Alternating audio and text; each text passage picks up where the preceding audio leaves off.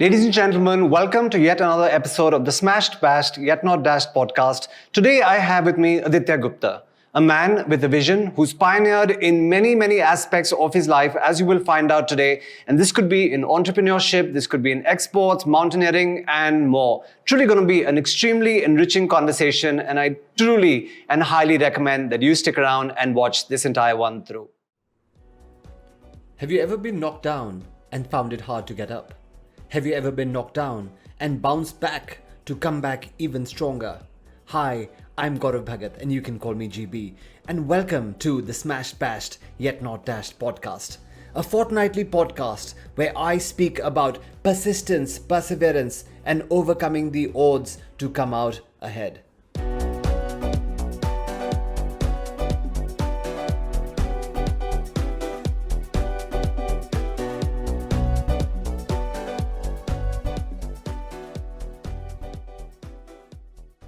Thank you, Aditya. It is a pleasure having you here. Welcome to the GBA on the Smashed Bashed Yet Not Dashed podcast.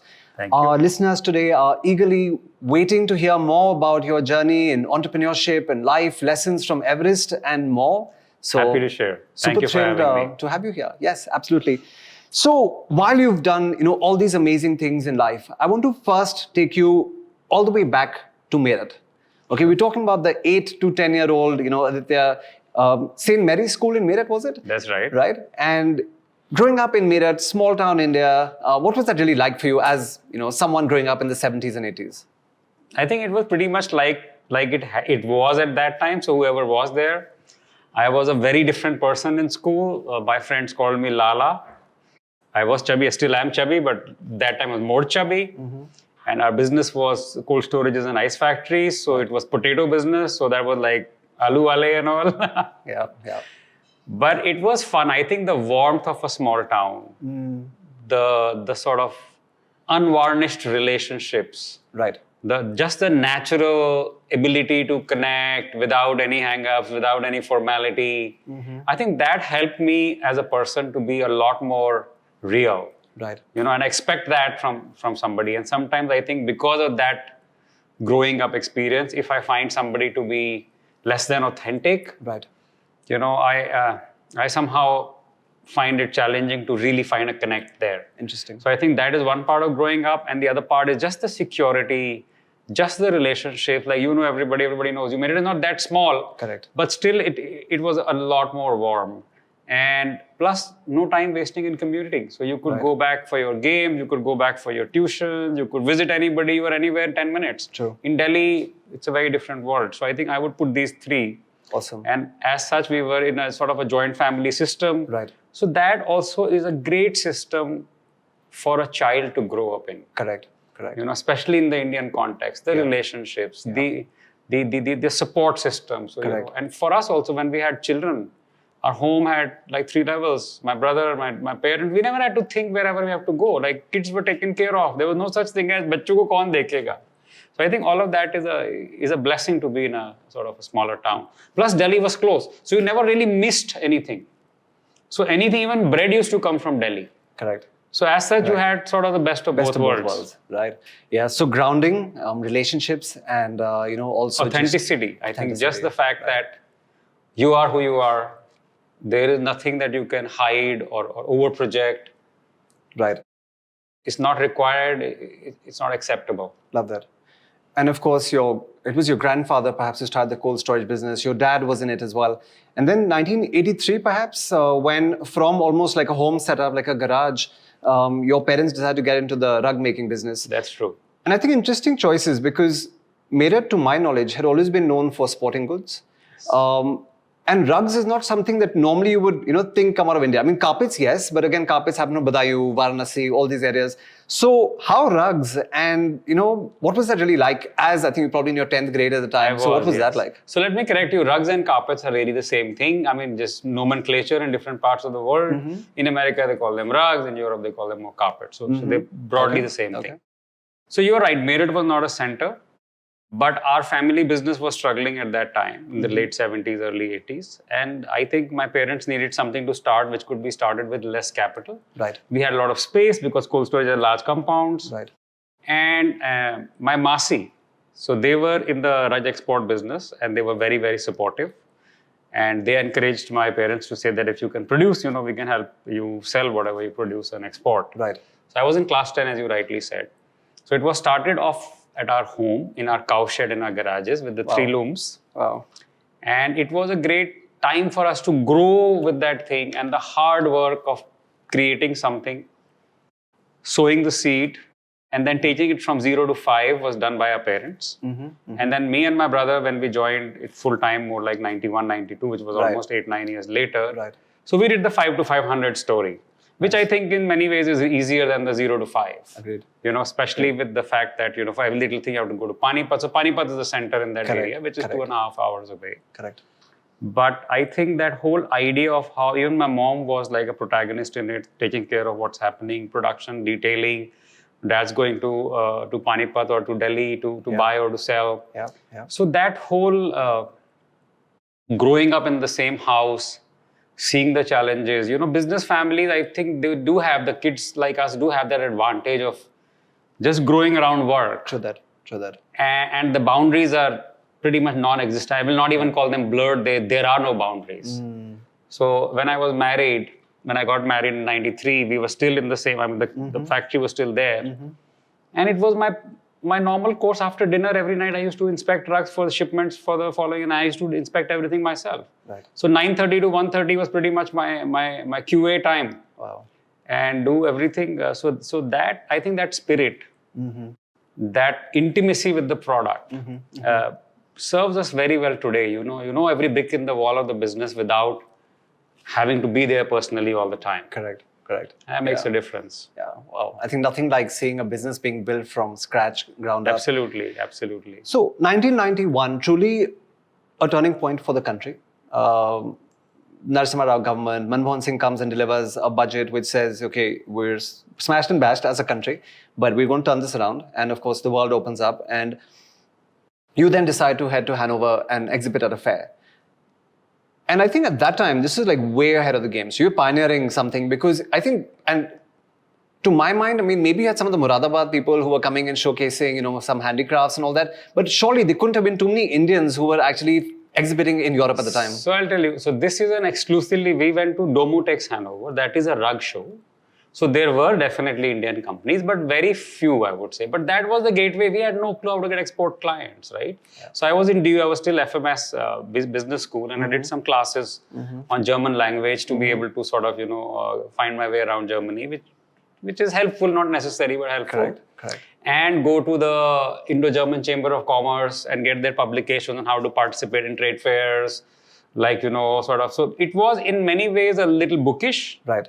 Which I think was very helpful, because if there is nobody to guide you in terms of aise kar lena, then you go a little bit more thorough, right? Yeah. And that I will connect with that whole thing with how it still works and how it works on Everest. Right. Because preparation is the game. Preparation is the name of the game. Of course you can get through, but you don't know what you missed. Because you're not prepared to catch everything that was available to catch. Right. So you just went and you got whatever little, and you thought that was enough. Yeah. But you lost a lot out for no reason other than the fact that you were not prepared to really, utilize. So we did that. So I think it was 17 companies from India. It was not that few. And I would not claim to be the pioneer on that front. There were people who were doing a better job. There were people that we looked up to at that time, Agreed. And there were people who would inspire us and sort of, set that standard. But I have to say that within 7 or 8 years, we surpassed actually all of those people. So we had the gold trophy after 7 years of working. And I think that was a breath of fresh air for the clients in some ways, that we were not a rug producing company or not located in those areas. So we had a modern way of business and communication, because this is engineering and business school and all of that kind of a thing. Of course. And at the same time, the product. So it was the best of, combining, and our business still today. On the one hand, it combines the artisanal way of making things. Right. But on the front of it, we are dealing with cutting edge home fashion. Yeah. And management systems and brands. Every single day matters. A day here or there. In Badoi at that time, in many ways, even now, I would say, it was nothing wrong with it, but that's just how the thing was. Rug business used to be a little bit more sort of, slow food, life in the slow lane sort of thing. Yeah. But when you're dealing with brands and there is marketing dollars on the line and there is a campaign and there is so on, everything has to be in the damn store. Yeah. So every single day mattered, and we understood that firsthand. Buyers could communicate to us. They felt that we understand that, and we would never, take it easy. But though it was 2 months here or there, was still ban raha hai, ho gaya, almost ho gaya, bas aa raha hai. Very true. 2 महीना पहले था delivery boy. बस बन गया साहब, loom से उतर गया, बस finishing में है. Yeah. I think sometimes people don't get that. And I love that. We were having a conversation earlier this morning about Tiny to 10x, about how you start tiny and you truly scale. And imagine Aditya starting out, at that fair in Hanover. I think it was a 6 square meter stall, if I'm not mistaken. Yes, we were 6 square meters, 5 rugs on display. Wow. And today, 85 countries, more than 150 visitors visit his establishment, which is a super establishment in Noida. I think everything and everyone should actually go in and check that out. But truly, you went from tiny to 10x. I mean, almost that conversation we were having this morning. I think, I could accept that description in various ways. And you mentioned something very interesting, where you mentioned that sometimes, us as exporters have had, so little in terms of, commitment towards our global, contacts or those, global associations that possibly could be built. Hence, in the early days, was there also a big trust deficit where people almost, raised their eyebrows, pata nahi India se aaya hai, hoga nahi hoga, like, will he be able to deliver? Was that there in the early days? See, I think that happens across the world, okay? Yeah. So as brand India, we definitely haven't done a good enough job of creating that. Right. And part of it is also real. It's not just perception. It is genuinely performance deficiency. Right. It is various reasons. Of course, we can have justifications or no justifications, but it's true that we need to do a better job at it. Right. Having said that, in the last 30 years, it has come a long way. As more and more, the newer generations, technology. I mean, when I started working, we were using a telex machine. And the telex machine was in the Chamber of Commerce. So if you had a telex, they would call you. Right. And then you would go and pick up the telex. Somebody would go on a bike, they'd pick up a telex. So if you think about it, we are that generation, the whole thing. Yeah. When I was at IIT Roorkee, in the library, in an American journal, I was reading this thing about email. It's like right in front of us. There is such thing as electronic mail where the universities can communicate and so on, and that's okay. Right. And then the telex machine, and then the fax machine, and then the email. So that time, if you responded in a couple of days, that was good enough. Agreed. And things were still coming by mail. Yeah. Like today, I haven't seen a mail, letter. right. Anything comes by business is only a sarkari notice or something. Correct. Other than that, nothing. So that has changed a lot. Yeah. The design ability has changed. The technology has changed. Indians have changed. I mean, we put our act together in various ways. Yeah. Also, the whole influence of internet, travel both ways. Obviously, platforms like Pinterest and platforms like Instagram make it easier for you to access what is happening in the world. So true. So if you have the talent and you have the drive, there is the infrastructure, the environment is a lot more supportive in terms of, just elevating your game, provided you're not going to be dashed and bashed and then get out of the game pretty quickly. So true. No, times are so completely changed. I mean, the other day I was just driving by New Friends where I used to stay, and I was telling my son, I said, "Oh, that's the store where I used to send a fax." And he's like, "What's a fax?" And when I'm explaining to him, he's like, "That's just so ancient." And I said, "Bhai, hum usi generation ke, so that's where we really come from." But truly, times have changed, and today you have more Indians looking westward than ever before. For business, for opportunities and the likes as well. Even, Indian manufacturing is really ramping up their game. They realize that there's a little bit of, US-China friction, for example. They realize that, people are now looking at India differently than they did all those years ago. What's your advice to exporters or even manufacturers who are wanting to go out to the world? Like, what's your advice to them? You know what? The way I have experienced it in life, it is the most basic stuff. There is no rocket science. It is something which we've known always. It's the question of, will you walk the talk? Can your client be sure that this guy is saying this and what will happen will be very close or exactly the same? Yeah. So that gap between the walk and the talk is all that we have to attack. Right. And if that's done, exports or any other business, it's about trust. Agreed. Trust comes from being sure that this guy will do what he's saying. It's not about what you sign. Correct. It's not about the machinery. It's not about the office. It's not about the furniture. Yeah. Okay, all of that helps in building a perception, but eventually, As I have said, especially in our business, it's creativity opens the doors. Very true. Reliability keeps you in there and helps you to grow. Because these two sorted, everything else will fall in place. You don't have these two in place, you can have everything else, and I think it will be a harder Very climb true. up there. Very true. I so completely agree. I was in the US just a few weeks ago, and in all my presentations, be it in New York and San Francisco, I told them, while India will have many challenges, be it customs and GST and all these things, I think the two words that define the biggest issues in India for global buyers is trust deficit. I said if that trust deficit is something that can't be overcome, everyone's going to struggle. And I'm glad that you're talking about that. And some of that is also to do without the intentions are in the right place. But in terms of just the management of processes, we still have, especially in the MSMEs or smaller businesses, it's a lot more people dependent than process dependent. Right. So while I'm writing another book on management and managing small businesses. So all of that is about how to strike that balance, how to understand that people will change. Right. And it's actually a good thing for some of the businesses that some sort of fresh blood has to come. It's not always a good thing that everybody is 35 years old in the company. Correct. So how does that, how do you get the fresh Ideas. pressure, idea, energy? So I think that management techniques that we use, the ability to not only analyze defeat but also analyze success. Right. How did it fall in the right place? When it falls in the right place, we assume हमने तो बहुत मेहनत किया था. Maybe it was just a couple of things which went right because of whatever. True. And that may not happen each time. So how does that happen each time? Not 3 times out of 10. Correct. So I think that change is happening a lot. With the advice, with the education, and also with the approach. The approach is changing. Correct. Completely agree on that front as well. You've done fantastically well as a marketer. Be it for Sharda as a brand, be it for Furniture Republic, Rug Republic, other businesses that we'll talk about. So what are some of the things that worked out really well for you as a marketer, and what are some of the things that really bombed for you? So I'd love to have some insights on that as well. Well, you being very kind, I don't think that I've been that good a marketer.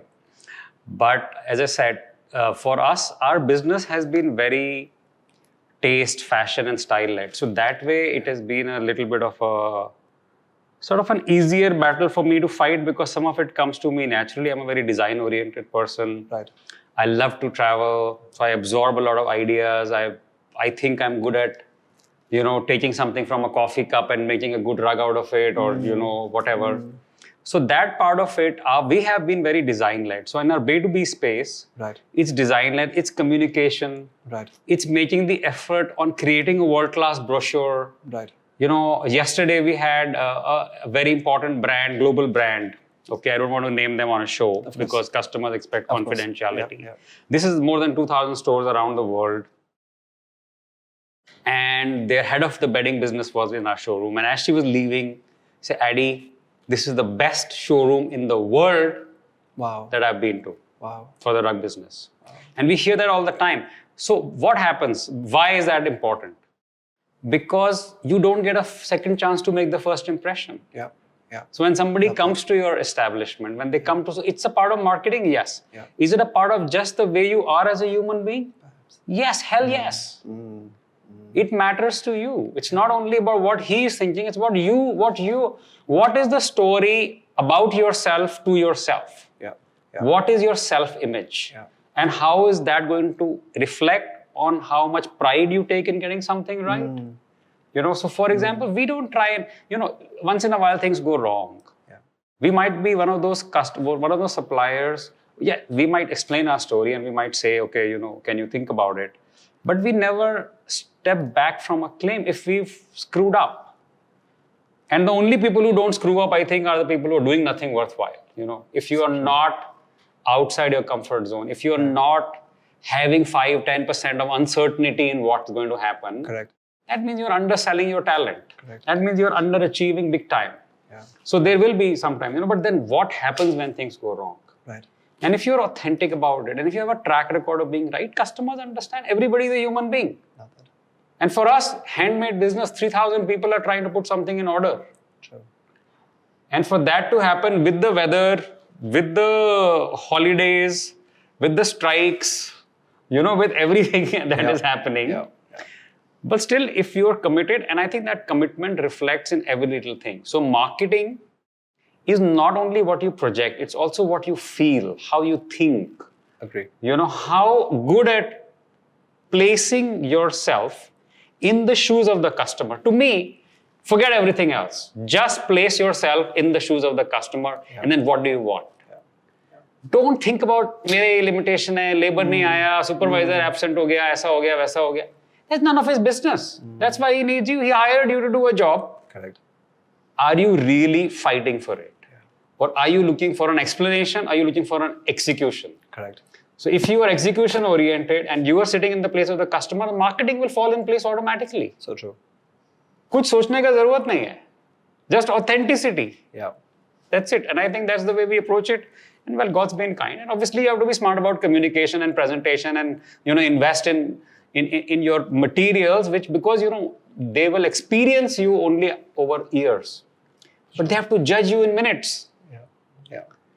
So are you making that easy? Agreed. Do you look like you will also do? Yeah. Of course, that doesn't stop there, but it begins there. Yeah. So I would say just these two things. Love that. And if you missed that part, go back and rewatch this segment again because it was truly pearls of advice. I mean, yes, I'm a trainer, coach, and consultant. And I think what you got in those last few minutes was priceless. Where again, there was talk about authenticity.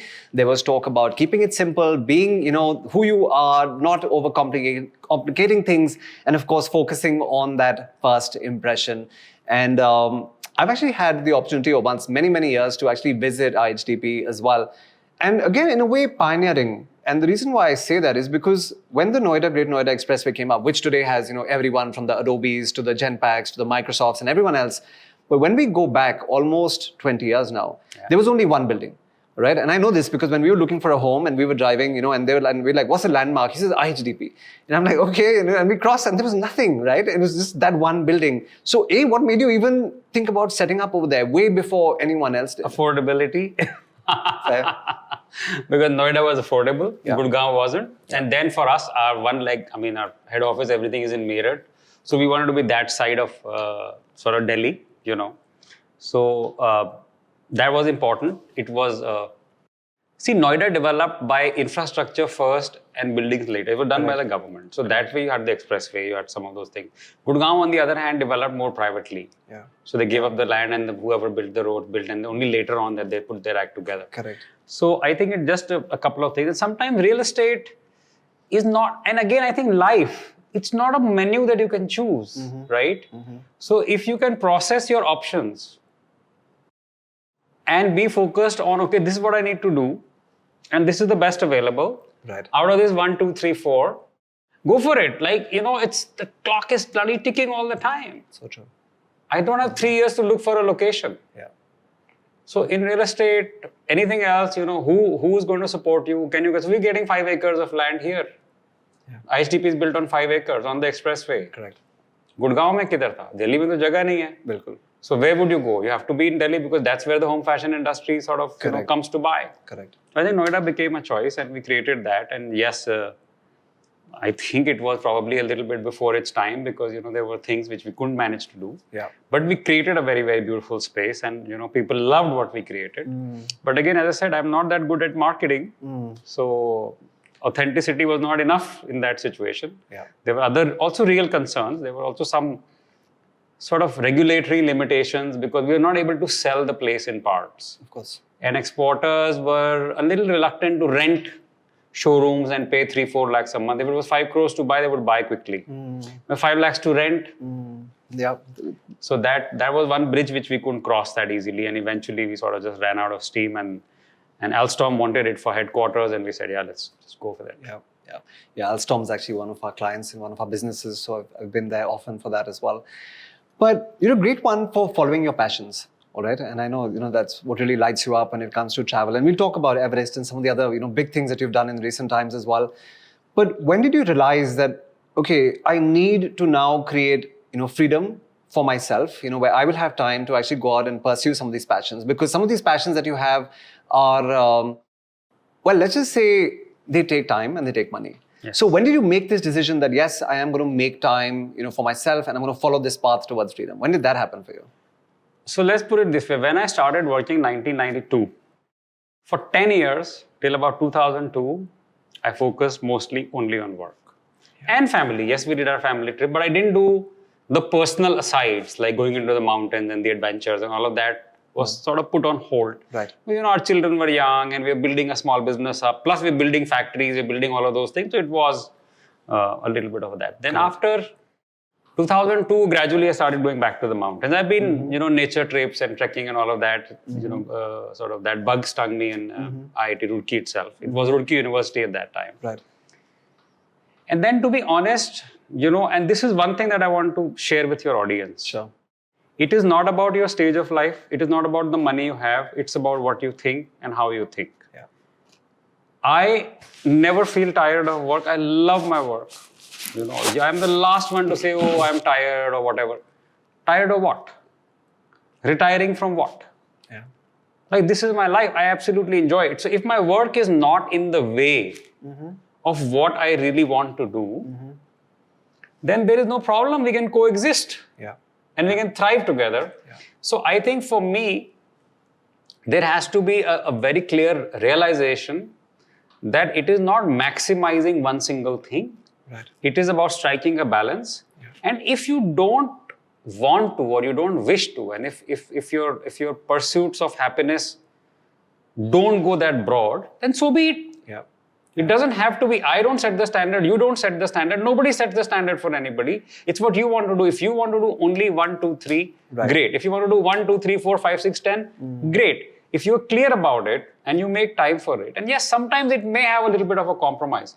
But I think if you are honest and authentic about what you want to do, Right. and one important thing I would like to say to your viewers, it's also about what you don't want to do. Right. It's who you don't want to be. Yeah. Yeah. That clarity, Right. that ability to say no, Yeah. to select stuff, okay, this is what I don't want to do. This is who I don't want to deal with. Right. Sometimes it can even be a client. Yeah. We all have the right and the responsibility to choose wisely and live with the consequences. Okay, some of those decisions don't work out the best, but that only becomes obvious 10 years later. Well, so be it. I mean, I took 100 decisions, 20 of them went wrong, fine. Agreed. I'm a normal human being. Agreed. So I am very conscious. This morning only, so we're planning a trek to Kashmir later this month. And I was talking to a friend and some of our gang goes. And I said, why don't we take a spare day and we'll camp on one of the lakes. We'll not trek every day. Right. Because it is beautiful and all of that. Right. And he said, at time, I said, boss, expiry date is near. He said, kiska expiry? I said, tera expiry, mera expiry. Yeah. Life ka expiry. So true. So I believe that if your relationship with your mortality is clear, Yeah. if the fact that there is only so much that you will achieve at work, and if it is only work and if it's only money, Right. and it's not going to result in happiness, for me, fortunately, that realization came in quite early. And I have lived with it. I have to also, another thing, especially for owners, I want to say this. We have a highly misplaced sense of self-importance. हम नहीं होंगे तो काम नहीं होगा. That Totally is bullshit. Yeah. Not that I have risen above it. I'm also trying, work in progress. Yeah. Yeah. But let's say my Everest climb. Yeah. I was gone for 2 months. Right. Nothing fell apart. Everything was happy. Every customer was happy. Okay, Sure. some things may not be done exactly the way I wanted, Right. but it worked out fine. Yeah. And if there was a little bit of here and there, well, that was the price of you taking a risk on your life. What about taking a risk on 1 or 2 little things? Love that. But then, so I think that degree of self-importance also needs to be in balance, Yeah. where you understand that people can be trusted to do their jobs. And the last but not the least, and I would say that for myself, and that's why I'm writing the book and I'm sharing all of that, Of course. is how you position yourself to be able to do that. It doesn't happen on its own. It takes conscious effort. So true. So managing, especially if it is MSMEs, or if you are an executive, everybody has responsibility. So just say managing responsibility. Doesn't matter it's business or it's whatever else. Yeah. There has to be a conscious effort to make yourself redundant. Right.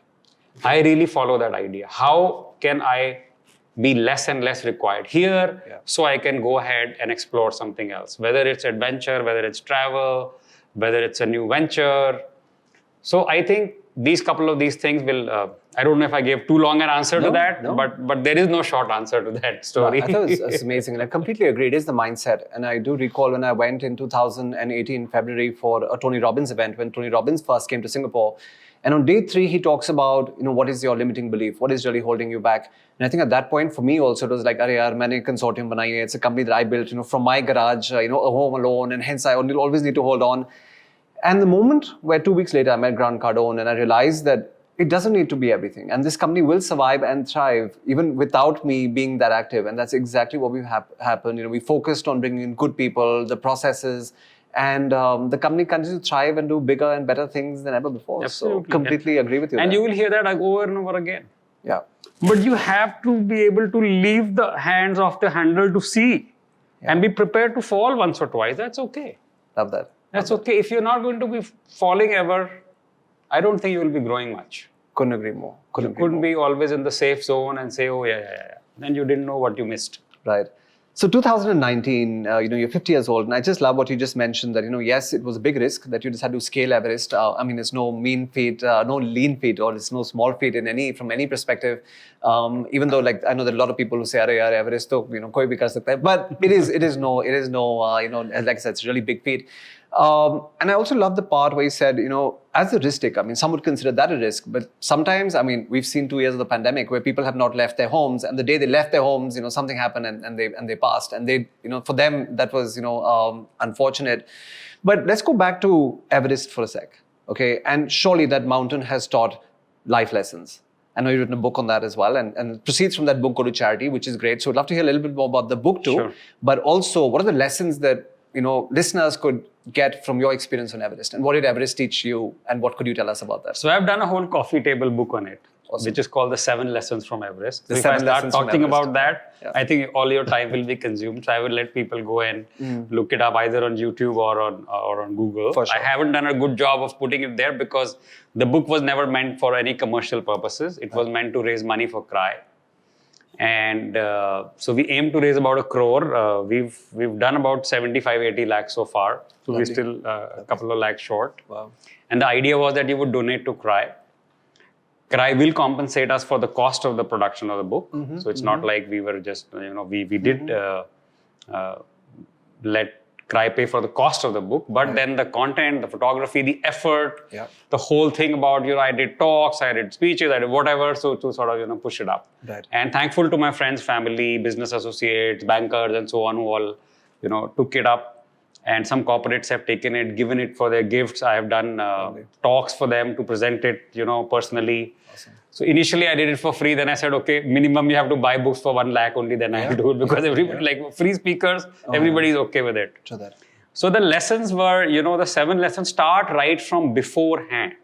So the first one is preparation plus passion. Awesome. Preparation plus passion. And then you have to define what is preparation. It's not just about anything you do. You have to match up to the task at hand.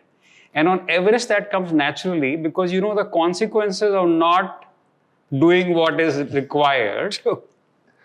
Game over. Mount Everest doesn't give you second chances. Yeah. You will not come back to whatever you were. Right? So that preparation, that sense of, and if you bring that ability to condition yourself and to simulate that this is, so Mount Everest is a metaphor. Okay, and that's what I've said over and over and over again. It's a metaphor for something that seems unachievable, something that seems intimidating, something that seems so out of whack in terms of like Mount Everest. Who am I? And that is another lesson. Scale should not scare you. So the scale of your ambition, of your goals, it has to not scare you. But then it can't be a dream. So that we've read all of that. What's the difference between a dream and a goal? Correct. Like dream, you just dream, and goal, you put a timeline to it, you actually work for it. And the first thing is preparation plus passion. Right. And passion is something I would like to be very clear about. And I give this example over and over again.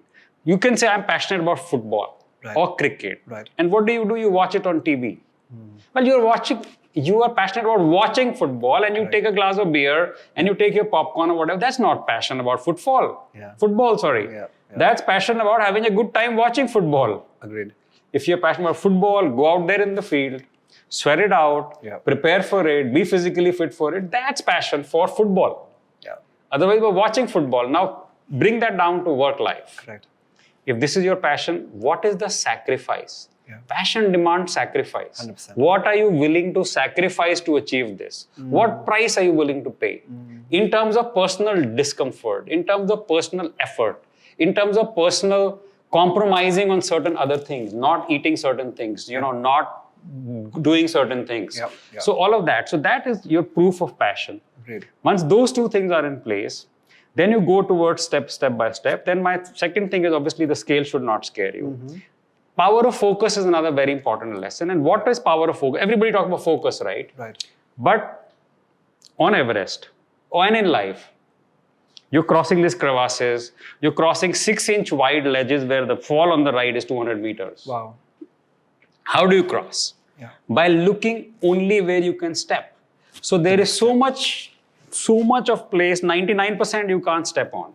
But 1% you can step on. And if you can blind yourself out of the rest, and you can focus only on where you can actually put your foot and cross, you make it. But if you look to the left and to the right and you're very shaking and the ladder is wobbling like this, you're going to fall off. Yeah. You're going to freeze. Yeah. So the ability to focus so much on opportunity Got that. Block out that the you noise. don't see other stuff.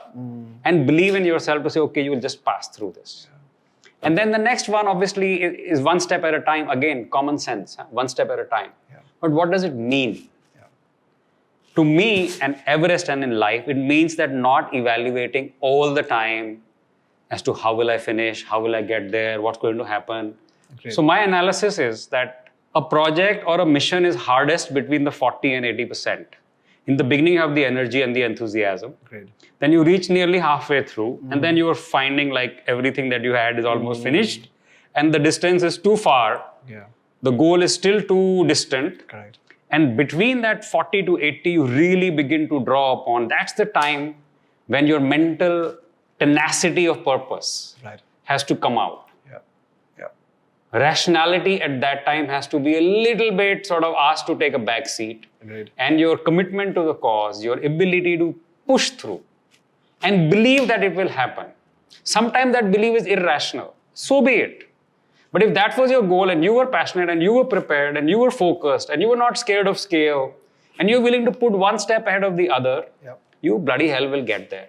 100%. So between the 40 and 80, if you persevere, once you are at 80, then you see, okay, now the goal is near. So now you're suddenly re-energized. Yeah. Yeah.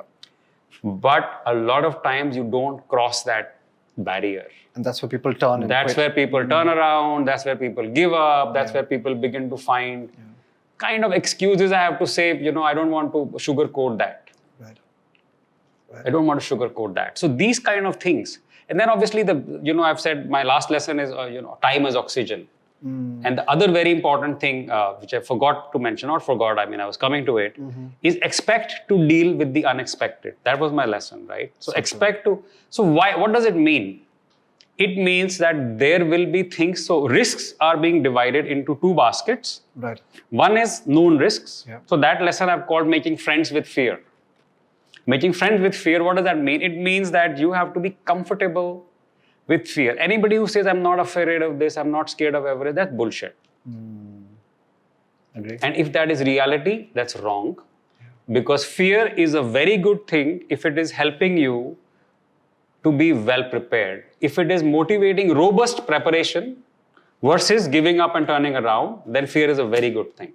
You have to be scared of a road accident. That's why you learn to drive. Agreed. You have to be scared of a bad life for your children, for your family. That's why you learn to work. Yeah. So absence of fear is not the issue. Your intimacy with fear, to say I'm friends with you, come sit with me, let's have a coffee. If you're friends with somebody, you're comfortable with them. Love that. But then you prepare for it. So making friends with fear is the risk basket, which is known risk. You prepare for everything. So I would prepare for the frostbite. You're prepared for not running out of oxygen. You're prepared for various kind of things, which is what helps you when you're preparing. Then the next basket is stuff in any expedition, and Everest more than anything else. There'll be stuff which you didn't prepare for, which you couldn't have predicted.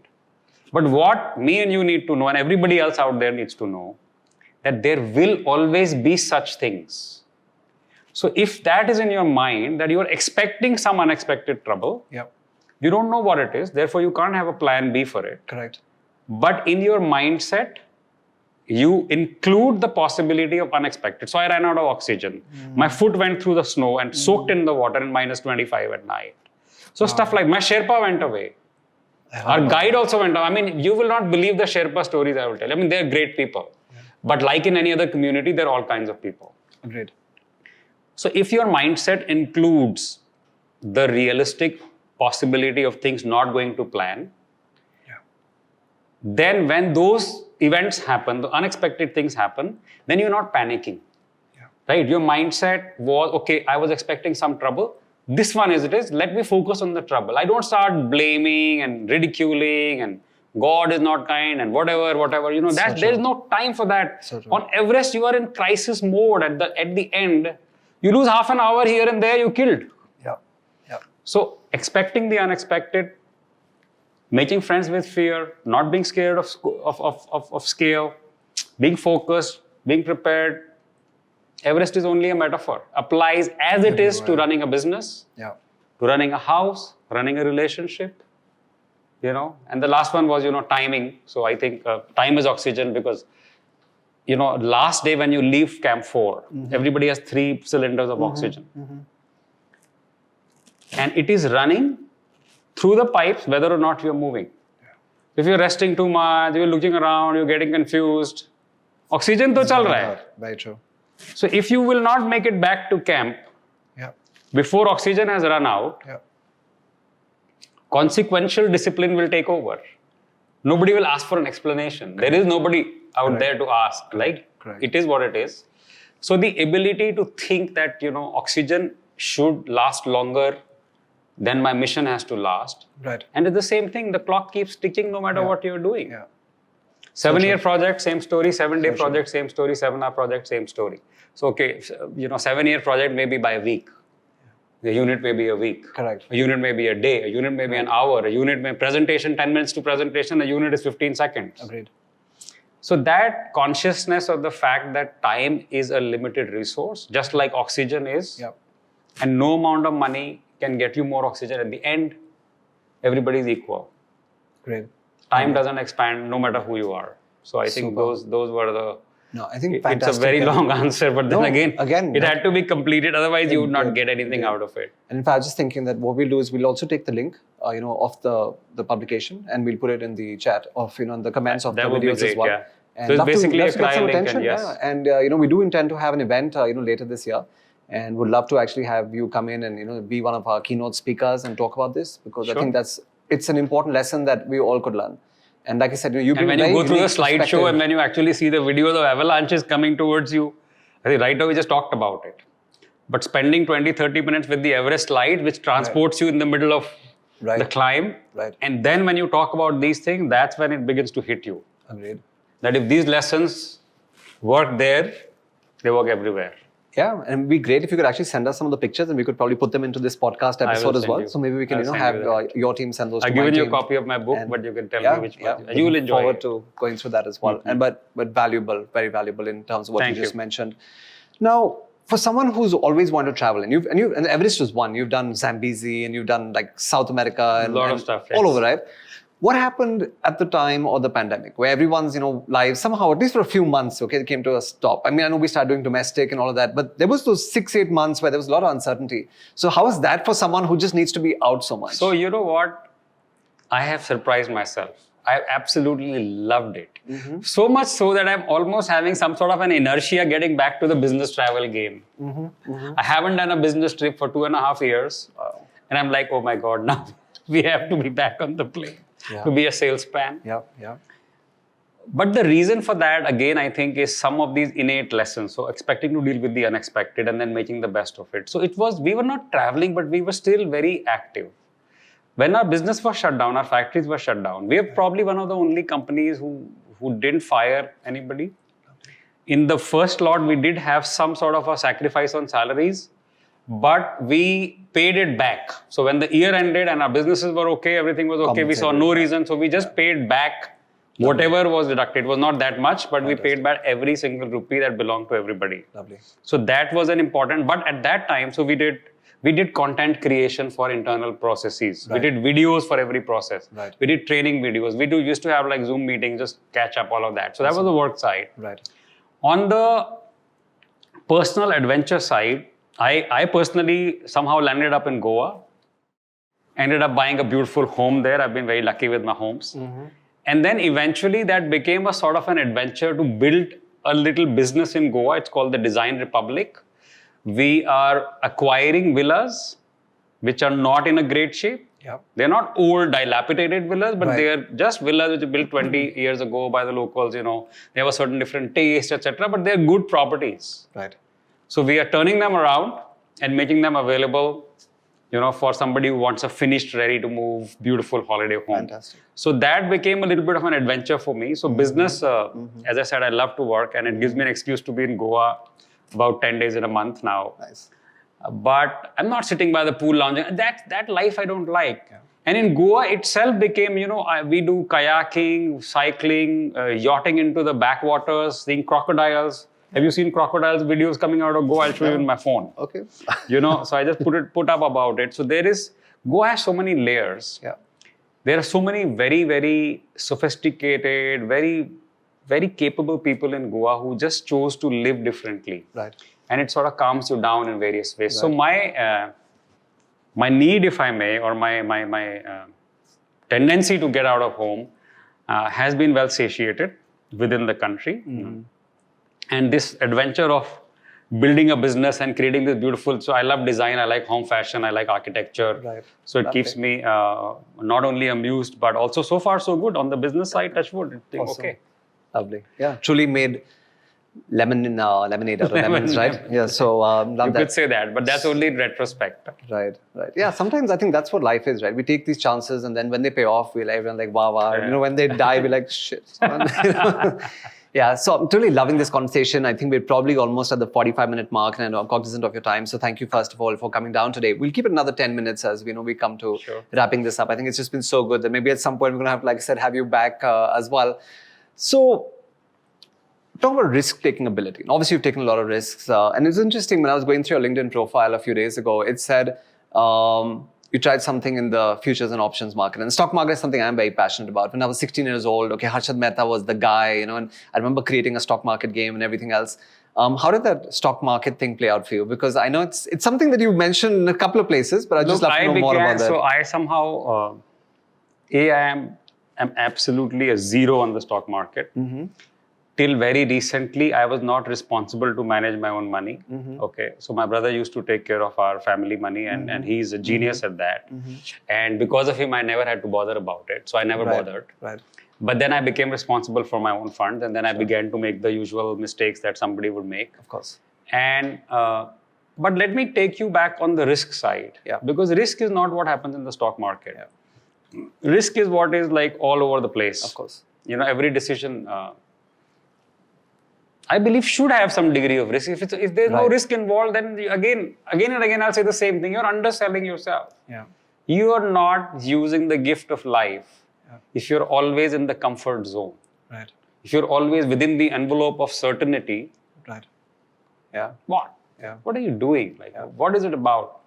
So adventure, and my early exposure to adventure, right from when I was 17 years old, trekking in the Himalayan Explorers Club. Adventure gives you that intimacy, gives me that intimacy with risk.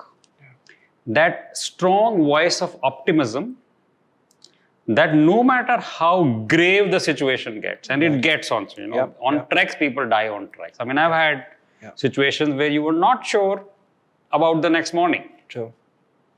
It is blizzard, it's snowing, you're bloody sleeping under a rock, it's minus 25, it's whatever. Wow. But I think the muscle of optimism, I want to call it a muscle, because it's not something I can train you just by telling you about it, right? You have to experience that. Yeah. And what do you have to experience? You have to experience the fact that when you place yourself outside your comfort zone, the worst case scenarios don't often happen, right? It's worst case scenario is also a rare scenario. Yeah. So there is a pie chart 99% or 90% of it is green zone. Right. A little wedge is red zone. Yeah. That's where the making friends with fear and preparing and not doing stupid things is involved. Sure. And the rest of it works out. So when you start taking these smaller risks and they begin to work out, then you begin to build a natural sense of optimism about the possibilities. Right. So I am not inclined to think about, okay, I'm in traffic mein phas gaye, flight छूट जाएगी. अरे नहीं छूटेगी. Let's just go with it. Agreed. You know, it is not, everything is not going to be the worst case scenario. Yeah. So that is a practice that you have to acquire consciously sometimes. Right. And if those things fall right, it makes you more and more optimistic. When those things don't fall right, it makes you realize that it wasn't such a big deal. Yeah. Okay, it didn't go like you thought, but it was okay. It was not that terrible a situation, right? Agreed. So that intimacy with risk, that ability to say that I can handle. You know, people say, how has Everest changed you? Yeah. That question has come to me a few times. Sure. And I said, I don't know if it changed me much, except the fact that I can feel that I can handle anything. Yeah. That's irrational. Yeah. But I have gone over and over again to scenarios where it looked very, very uncertain. So in adventure, if you are able to be comfortable enough that you volunteer to put yourself in positions where your very existence is at risk, Right. business is only money. Yeah. Yeah. So true. And if you are able to, so I think I am a little more, I'm not a very sort of, risk-oriented sort of person. I do risky things, but within my ability to bear the consequences of that risk. Yeah. Okay. Yeah. So I would do, if I have $100 in my pocket, maybe I'll risk 10 rupees. Now 10 rupees, somebody doesn't want to lose anything. So that's where my distinction begins to come in. Yeah. Like you want to grab everything and everything must be a short success. No. I'm not sure if I like that idea. But will I go to the extent I have 100 rupees and I'll take 1,000 rupee ka risk? I wouldn't do that. Right. Because I'm responsible for so many people, 3,000 people, live off my businesses. Yeah. My family is there, my children are there, my parents are there. So yes, I'm responsible to some extent towards them. I'm also responsible towards myself to make sure that I feel I'm living a worthy enough life where there is a degree of uncertainty actually drives me. Correct. It pushes me towards excellence. It makes sure that I'm not just taking it easy, or I'm not avoiding hard work in any way because I don't know what's going to happen. Correct. So I think to that extent, Everest also, you take the risk of going there, but then you make sure your safety anchor is in place. You make sure that your oxygen cylinder is working right. You make sure that you have hired the right Sherpas, you're going with the right team. Yeah. Yeah. So I think it's very that part interesting. of, And to my mind, it's almost like a combination of leverage and a stop loss. So yes, you Exactly. leverage, but then you also have a stop loss that you know when I'm getting out. Like, okay, this is getting uncomfortable. And in fact, on adventure, that's a very key decision. And that is one promise I always make to myself and to my family, that I'm not going to be so into it that I'm willing to die for it. I might die, that's a different story. But if there was a decision to be made in favor of not dying, I'll do that. I'll not just be jana hai, like whatever. Correct. So that way, I think that ability to balance risk while putting yourself in risky situations, but knowing how to A, handle the risk, and B, also when is time to turn around. Got that. And accept the fact that, okay, it didn't work out. Yeah. Yeah. So it's not so much as the stock market. Yes, I did a lot of futures and options and stocks, and mostly I lost money. So now I've stopped doing it myself, but I like the space. So the money I lost, I analyzed was because of me. Right. Not because the space was wrong, but I was doing it wrongly. So I need somebody else to do it. And we're doing fine. Yeah. If the right people are doing it, they're doing good. Agreed. Best left to the professionals and do what we do well. So, But even to do that, I think it's okay to. yeah. Learning is expensive. Burn a little bit of money. Good learning is very expensive. Yeah. So I think it's okay that you're willing to pay for it. Yeah. Like when you were talking about alligators or crocodiles in Goa, the only animals I would meet in Goa were the sharks and the ducks. And mostly they were found in the poker room of the Pride, right? So because you had the sharks and you had the ducks, and yeah, I mean, those sharks taught you lessons. And I've never been in a casino in Goa. Yeah. I just don't feel like, and I'm there like 100 days a year. But anyway. How would you spend time after work on your travels? When you travel for work especially, once work, the meetings and all of that are done, what do you normally how do you end up spending your time? I just walk around.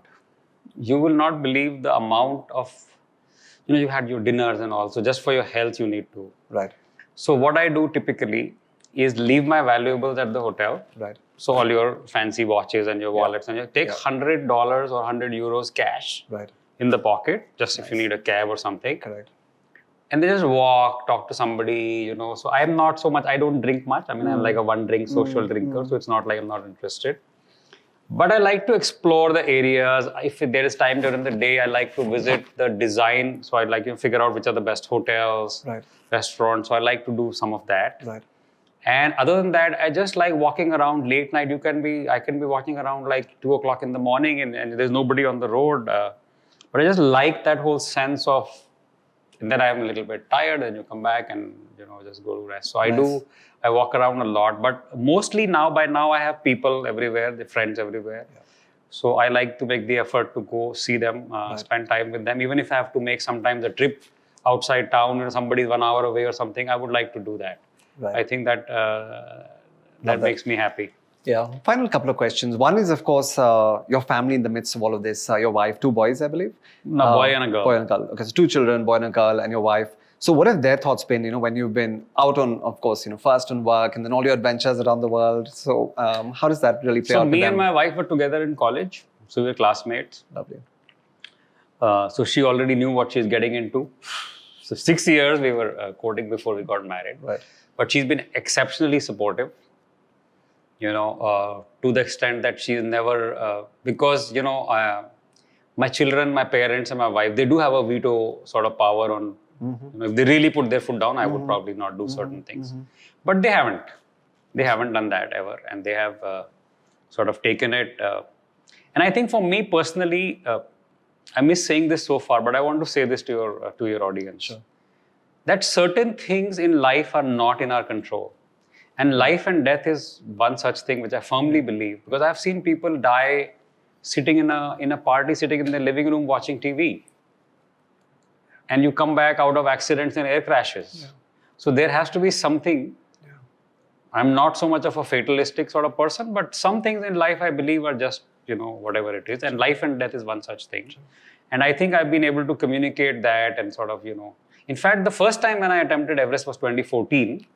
And then my children actually went with me up to base camp. Wow. Okay. And my son and me have done together, we climbed Kilimanjaro once. I've done it twice, one time with my son. So I think our relationship with adventure as a family is kind of comfortable. Lovely. Yes, everybody may not be taking it to the level I may be comfortable with, but the idea is well within the zone of their comfort. And on the business side, my wife supports me a lot because she takes care of the financial side. So a part of my freedom, comes from that the key issues, who's signing the check, who's making sure kya aa raha hai, kya ja raha hai. Correct. So to that, if that is taken care of, the operations and the sales and the product, etc., I can handle remotely because, I'm more connected with the people. Yeah.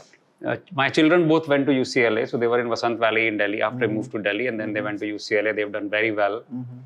We are all very thankful and proud that, balanced head on there. Again, I think the small town, because they also grew up in the small town thing. Right. So going back to the whole small town, right. I think growing up in a small town makes you a little bit differently oriented. 100%. Right? It's not 100%. So much about shosha. Okay, there is a degree of shosha when you live in a city like Delhi, but you're still at the other end of it. So that way we're very fortunate that kids are very, very grounded and, So, I think they participate to the extent that they can participate. They let me do what they don't want to participate in, so they don't come in the way of that. Couldn't ask for more. I know. Can you? Absolutely. I think as your kids are sorted and they're on their path, I think as parents our job is done. I think so too. Yeah. So to some extent, that's never over as a duty. My mom still checks on me whether have I left for the factory to the house or have I eaten dinner, etc., etc. But I think that's the part of a DNA of a mother, and it's a part of the joy of their living to be able to look after, somebody. Yeah, and grandparents, in small town values can't be beat. Even our children, they're still younger. There's 11 and 15 now. We always send them back to my in-laws' place. And then Bagdogra, it's a tea family. They grew up in the gardens. So Bagdogra, it's a simple life. And, you just have simple kids. And when you sometimes see what, others aspire for and what they do, you're like, is this okay? But let's us spend on the brands, let them remain simple. And so, yes, I totally get that. What will be your legacy? A few years from now, if you look back, what is going to be Aditya Gupta's legacy? I would like to compartmentalize them in 2-3 different ways, right? So one is obviously the physical aspect of a legacy where, you built a business, you built some homes, and that's more like asset related. Okay. Yeah. And I think God's been very kind on that front. And as I said, I take risks within my limits. So even if I make a few mistakes, I'm quite optimistic and confident that we will not screw that up to the extent that, Right. So that's one aspect of it. The other aspect, I think, is, on a more personal level, everybody has to have some sort of a, what should I call it, self-image, but also the impact on the world. And I think if your life is inspiring, especially after the Everest climb, Right. I'm being told over and over again, and when we made this 7 lessons of Everest into a management module, and it's actually being used for training, it's being used to talk to kids. So I feel very happy and that was one of, in fact, you said, why did I write the book? Because I wanted to preserve the learning while it was fresh, and good timing with the pandemic, because we were home. Right. And we could just have the time to, because it takes a lot of time. Very true. So those learnings, I think, are a part of the legacy where you set up. Example sounds a little self-promotional, but I think if the demonstration of certain values, the demonstration that it's possible to do certain things without feeling compromised in other areas. And if that is something which some people have taken away from me, I think that to me is an important part of my legacy. Right. Other than that, I didn't do that much कि मैं बहुत legacy की बात करूं. But God has been kind. I'm very fortunate with my personal life and my professional life, and the way my family is so far. Enough. Yeah. I'm happy with that. And I mean, I'm sure that all the viewers would agree as well that it's been like a fantastic conversation. And truly, if 2019 is when Aditya scaled Everest, and the journey he's now on in terms of just getting out there, spreading the word, and I'm sure he's going to like light up the stages and corporate, India and more. So I'm sure you're just getting started, and you've already, I'm sure, like 3,000, plus people on your teams. You've changed their lives, which is fantastic. I'm sure that's only going to go 10x from here as well. And great stuff on that And in side. fact, on the legacy side, I miss saying that we're doing more and more on that side.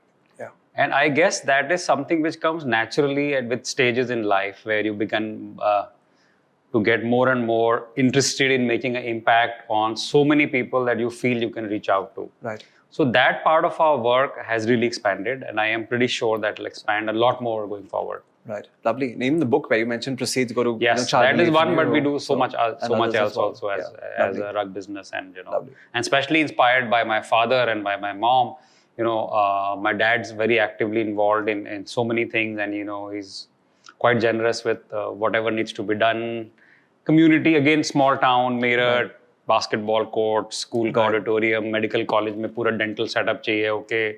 Awesome. So somebody would say, so that I think it's a part of not just legacy, but legacy is a separate issue, but I think just the satisfaction of being able to do something larger and easier. So Lovely. that way our family values have served us well. And I hope that will be the part of my legacy going forward. I'm sure. So my last question, I mean, this is of course, the Smashed, Bashed, Yet Not Dashed podcast. So your advice, to people who are, feeling in a space where they've been smashed and bashed and they're not really certain about, how they're going to come back. So what would be, your advice to that set of people? I think I mentioned that when I was talking about the Everest part. Yeah. So that 40 to 80%. Right. Just be very, very clear that there are always going to be phases where you will feel the smashed and bashed part. Yeah. It is a good filter because, the pyramid can only be in a certain shape, and there has to be some ways to reduce the number of people that will reach there. So true. So you decide which part of the crowd you want to be. Yeah. There will be some people who will go through, some people we will not. Right. And that's mostly here. Yeah. That's not outside our influence, that is mostly here. And I think that at least my life has been kind enough that whenever I persevered, it's been a profitable trade.